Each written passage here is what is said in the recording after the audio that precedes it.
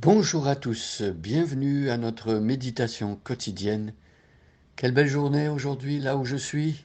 Oui, il fait froid, il y a la neige, c'est l'hiver, mais dans la nature de Dieu, avec toutes les variations de température, de paysage, nous en avons plein les yeux.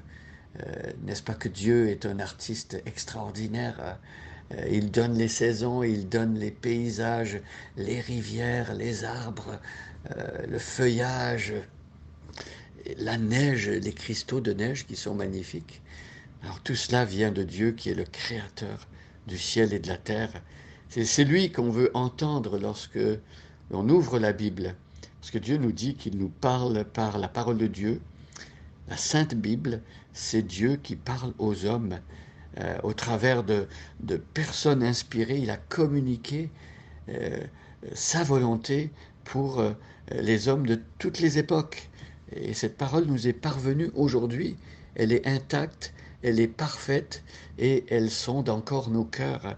Oui, extérieurement, l'homme a changé, la technologie, tout cela, l'environnement des hommes a changé, mais le cœur de l'homme reste le même et cette parole est efficace et elle est unique pour transformer la mentalité et le cœur des êtres humains.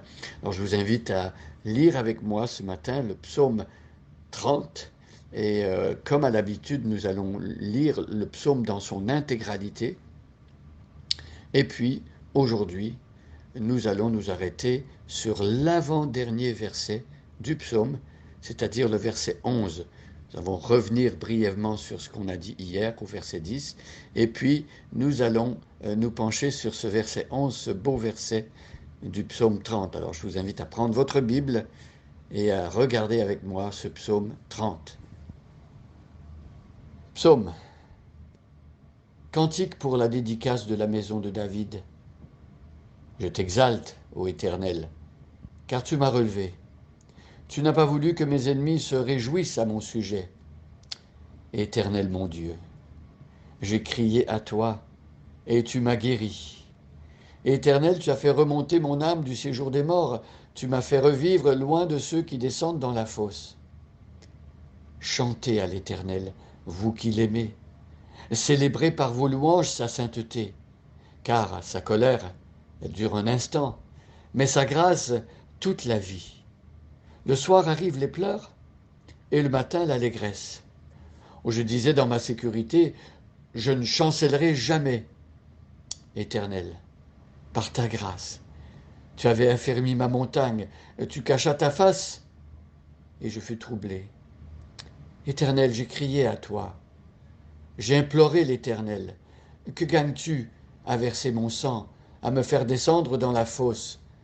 La poussière a-t-elle pour toi des louanges? Raconte-t-elle ta fidélité? Écoute, Éternel. Aie pitié de moi, Éternel.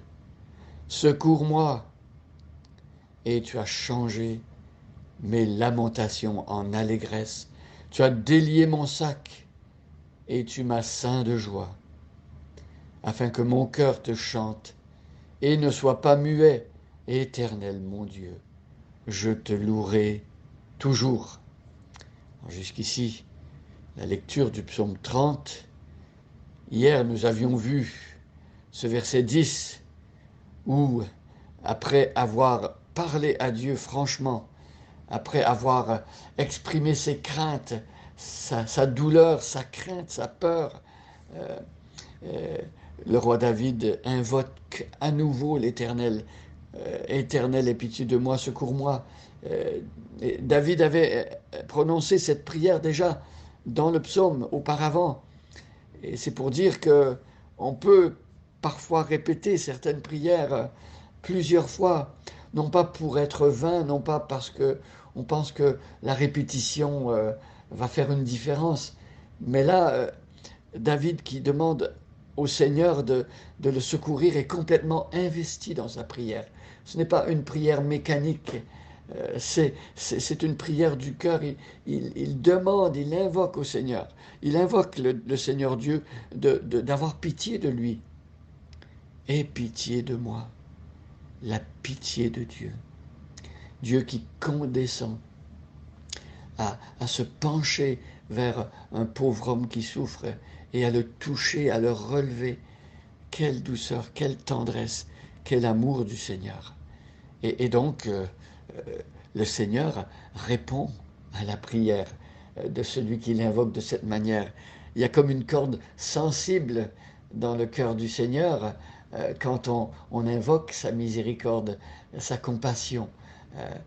Quand on vient à lui avec humilité pour demander qu'il ait pitié. Alors, devant Dieu, abandonnons notre orgueil, notre arrogance, notre toute suffisance et reconnaissons que nous ne sommes rien, que sans lui, nous ne pouvons rien faire. Et donc la prière du verset 10 était dans cet état d'esprit. David priait avec ce genre de cœur.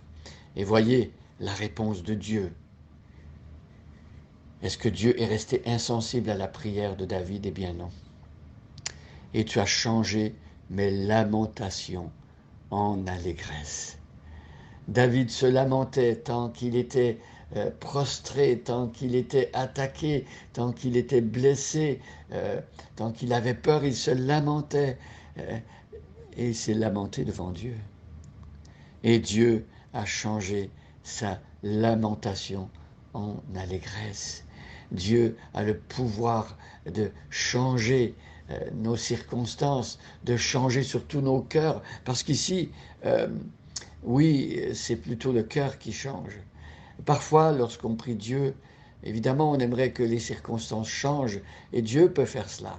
Dieu peut éloigner un ennemi, quelqu'un qui nous menace, ou quelqu'un qui est méchant, il peut l'enlever, l'évacuer.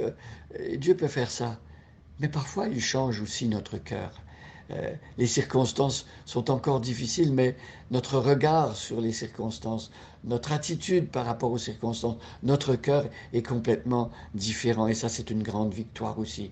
Tu as changé mes lamentations en allégresse. Tu as délié mon sac. Il y a une image de délivrance. David, il est mis au large. Il sent une grande liberté, enfin. Et tu m'as ceint de joie. Le résultat de cet exaucement, de ce cœur nouveau, c'est la joie fruit du Saint-Esprit, la joie parce que Dieu est présent à nouveau dans le cœur et les pensées. Oh, Dieu ne quitte pas le chrétien, Dieu ne quitte pas celui qui le connaît, mais parfois notre joie est étouffée, parfois sa présence est comme voilée à cause de notre incrédulité, peut-être ou pas, parce que on a trop de problèmes, on n'arrive pas à voir le visage de Dieu, mais quand Dieu souffle et que le nuage noir s'éloigne, nous pouvons voir à nouveau le visage resplendissant du Seigneur qui nous aime, et c'est sa présence et sa délivrance qui change tout et qui transforme notre cœur.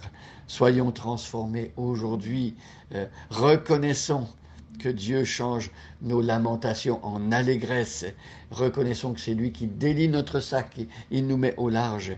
Et soyons aujourd'hui dans la joie. Bonne journée à chacun et à chacune. Et soyez bénis.